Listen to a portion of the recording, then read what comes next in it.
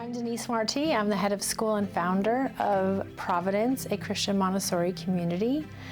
I am thrilled to be sharing about our process and our vision. We have a very clear mission statement that is our name. So our name is our mission, and it is that we are Christian, we are Montessori, and we are a community. Biggest thing that really stands out is how loved and supported Jalen is here at the school. And it's just so obvious, like he loves coming, he is sad to go home, like he just enjoys being here so much. And all of the teachers, like they know him, and they really, I feel like I've gotten to know him for who he is, not just on the surface level. And I feel like he's just really genuinely cared for when he's at school. For me, the thing that I love the most about the school is that they really have a priority focus on nurturing the whole child. So it is about education, but it's about making sure that the child is socially, emotionally adjusted and has communication skills, conflict resolution skills, project management skills. So it's not just about can your child recite this or that on a test, or can they spout information that they were told, but can they really manage their life in a way that it makes them successful with relationships and in task management.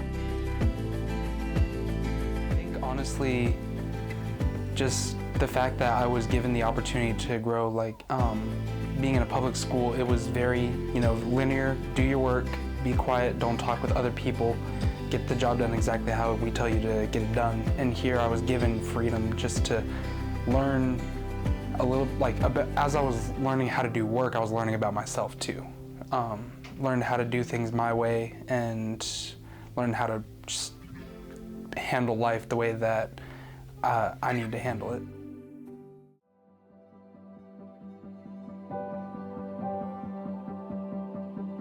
That about Providence, that we are not your traditional education. We are always looking at what's different, things that we can do, things that change the world from a different perspective, and we don't ever feel like, well, it's always been done that way, that's the way we need to do it. There's always a different way to do it, there's always a better way to do it, and we go looking for that way. I think one of the unique aspects of our school is that we are Christian-based. We have Christian curriculum that we go over. We have Bible studies that we do with the students and everything. And I don't think, there are very many Montessori schools in the community that, delve into that aspect of it. What's unique about it is that students can learn at their own pace. And because my kids take after their mom and they're really intelligent, they have been able to they weren't held back like they would be in public schools, I believe. I think the fact that we really tune into not just education by math and science, English, history, like all of the normal school standards, but the religious side too. Being able to learn about the Bible in ways that no other school could have ever really taught because they're limited in their religious capabilities.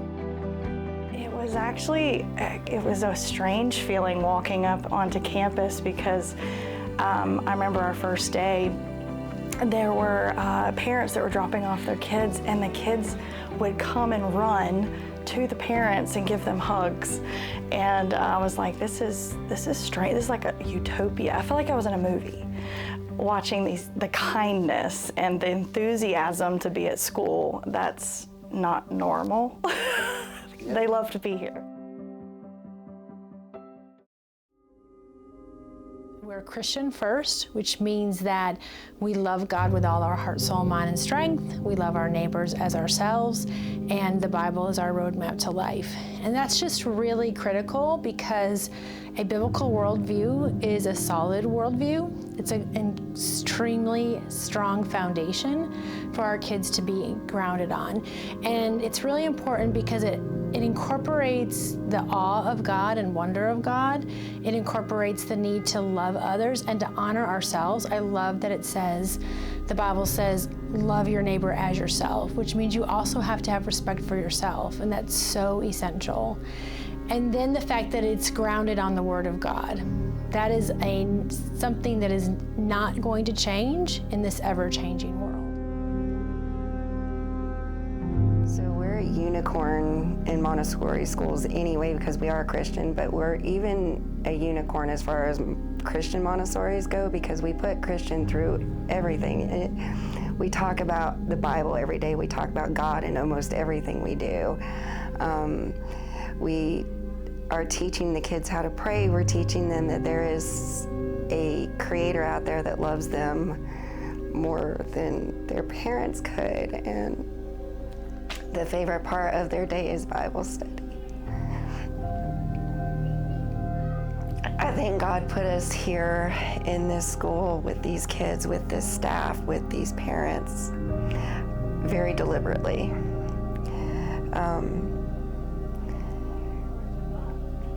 And I love that we put God first, and I think He's going to use us in this town. And these kids are just the beginning. There's so much peace of mind in knowing that what Jalen is taught here and what he is exposed to are the same principles that we value as a family, and they're really helping to grow his character as well, and not just the academics. So really creating that well-rounded human while also honing in on the Christian aspects that we value so much. So I think for me, you know, knowing that he's here, I just have a lot of peace of mind in what he's being exposed to throughout the day. So I think the fact that we have a Christian environment is invaluable to us. The benefit of knowing not only what the school as a whole, their core beliefs are, but even the teachers. So the teachers and their core beliefs. And you know, they say it takes a village, and it really does. So for us to have other adults speaking truth, like the truth, into our children's lives is something that I'm not sure our kids would be who they are today without that. We are also Montessori, and Montessori, what we usually tell the kids for Montessori is that we follow the child, and the kids love that because they love the fact that we're following them and they're not following a curriculum. We also talk about how we create problem solvers, because our world has to have strong problem solvers. Our kids are going to face problems that none of us have ever seen. They're going to see things that we have never had to deal with, and 70% of the third graders are going to have jobs that don't even exist right now. So they're going to have to be incredibly good at problem solving, and so we as a Montessori organization have the ability to set our school up for them to be problem solvers. I mean, if I was in a school like this when I was a kid, I probably would have learned a lot different. It's a lot more hands-on here. They get a lot more one-on-one time with their teacher. And I feel like I probably would have learned faster if I would have been here. But other than that, who knows? I mean, it could have been anything. Man, my life would have been completely different because I really struggled with sitting in a desk and staying focused when I was a kid, and I struggled with not talking. And I remember getting detention for talking too much, and I remember that being written on my report card. Too much talking disturbs others. And here, My kids get to talk, they get to interact, they get to engage, not just with kids their own age, but they're engaging with kids above their age level, below their age level, and they're hanging out even at lunchtime with kids of all different age levels. So it's just a complete different environment, and it feels much more like hanging out at home, having a meal with your family and talking about things. And so I think I would have done really well in that type of a setting. I probably would know what I want to be when I grow up, because I still don't. So I think it would have helped me figure that out. Because I was so concerned about what grade I was getting on this next test or this next assignment that I never really thought about, okay, what do I want to do? What do I want to be? And how can my school help me become that? And this school does that. I like learning. What's your favorite subject? All of them? You like all of them? Do you like to read? What's your favorite book to read? I like all of them. My favorite thing to do at school, I like doing my work and spending time with my friends. I like play Legos. Yeah. Yeah. Just eat. Just eating? Yeah. You like to learn about eating? Yeah. That's a good thing to learn about. We're living in a world where people feel very disconnected. We can feel somewhat connected because of all of the social media outlets and the different opportunities that have their place, but it doesn't trump real connection. Real connection comes from being able to be vulnerable with people, comes from being able to celebrate with others. There's just so much that's really required when you're trying to build community. A lot of grace is important to build community.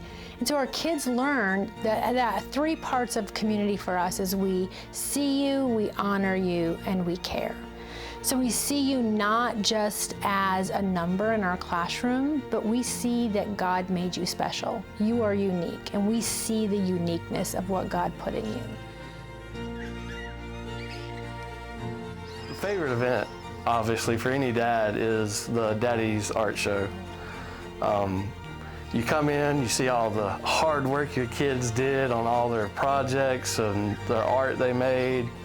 And it's just a special time, especially I have the 3 daughters that went to this school, and it seems to be really special between dads and daughters for the art show. So one of my favorite events was actually last year when we took them to,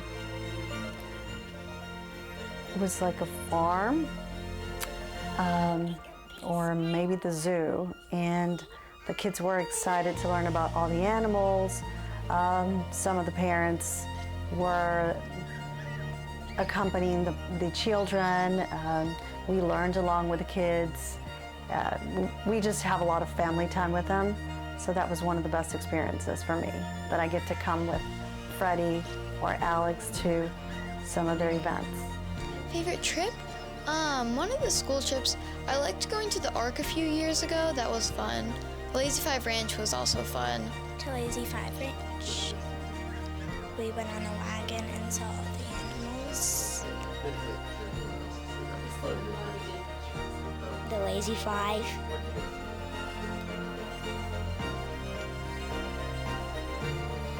See a bunch of animals. The ones that were in the cage because they couldn't bump me in the head.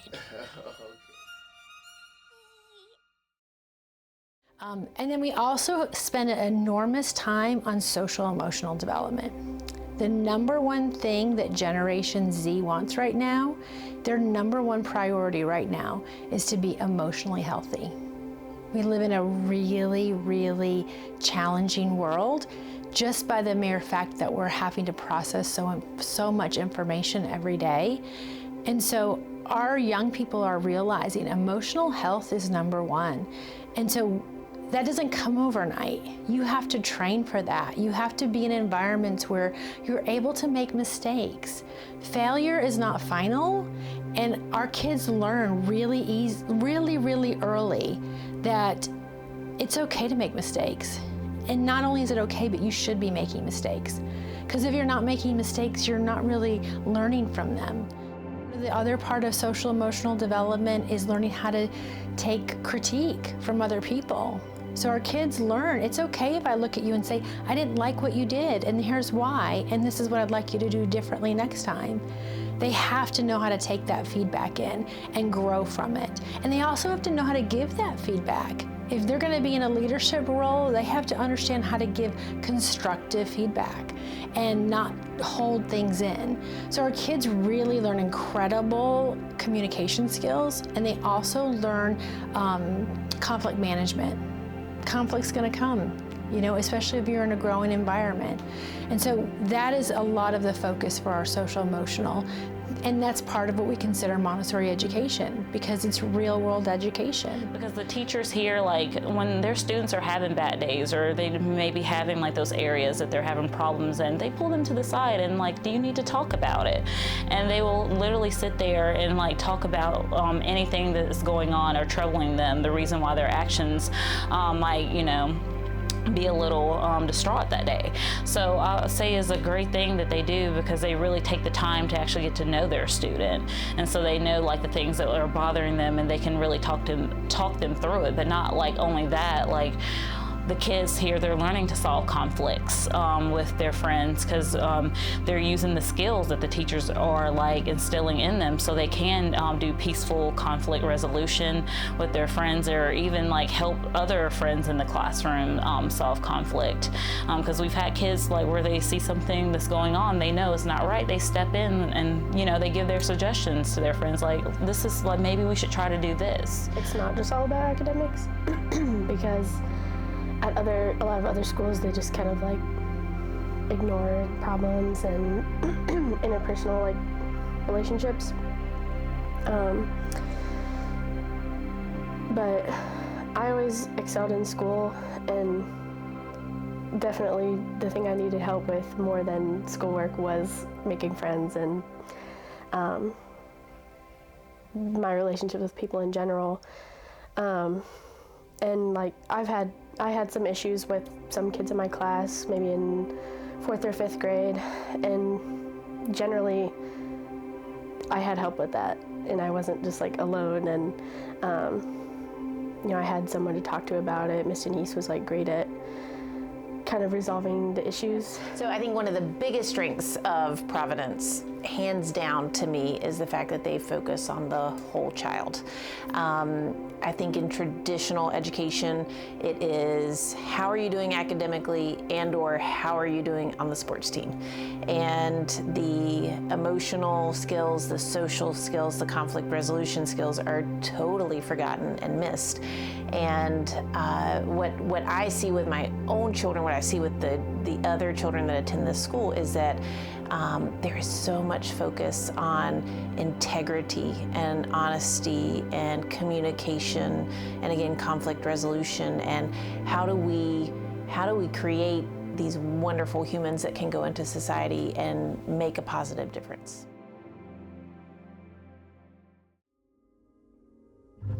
So when we talk to parents about their kids graduating, so I will say that a lot of people have a hard time imagining Montessori for older kids.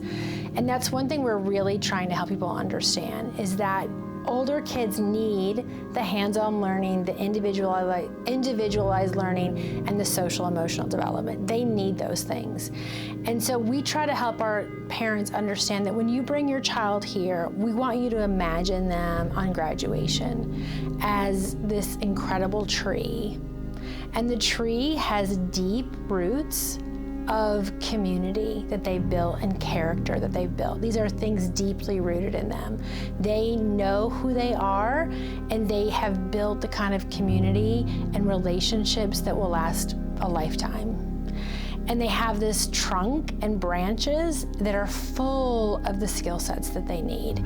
Like they have this strong academics, and they have the technical skills that are needed to be successful in the real world. They know how to use these different technologies that are coming up. They know how to do different aspects, handle college classes if they need them, or career aspects if they need them, because they have the technical skills that are required. And they have the social skills that are required. And that's incredibly important, because so many people are saying, we wish we had employees or even, CEOs that had the kind of social emotional development and soft skills or professional skills that are needed in the workforce today. So they graduate with all of that. And what we're waiting for is we're waiting for that tree to show its fruit. Because every child that is born has different fruit to bear. And they're only required to be fruitful. The Bible asks them to be fruitful. So the fruit that one child has is going to look different than the fruit another child has, but that tree still has to be strong, has to have strong roots, has to have strong branches. And so we're really helping them to say, okay, now that you have all of this going for you, let's see how productive you can be given the opportunities that you have moving forward.